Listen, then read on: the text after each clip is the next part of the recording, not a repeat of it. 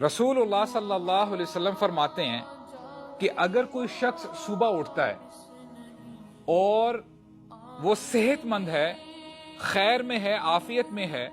और उसके ऊपर शेल्टर भी है, उसके ऊपर छत भी है, और उसके पास उस दिन का खाना भी अवेलेबल है,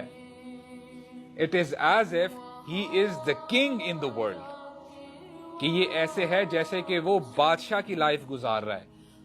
तो आज हमारी फ्रिजेस में न जाने कितनी दिनों के खाने पड़े होते हैं, स्टफ पड़ा होता है, और हम जो भी हम मालो मता रखते हैं, जो भी हमारे पास पैसे हैं, हमारे पास तो यानी अल्हम्दुलिल्लाह इतनी कैपेसिटी होती है कि हम अगले जो है कुछ साल भी खाना खा सकें। लेकिन यहाँ पे हमारे नबी क्या एडवाइस कर रहे हैं कि अगर तुम्हारे पास उस दिन का खाना अवेलेबल है और तुम सेहतमंद हो और तुम्हारे ऊपर छत है,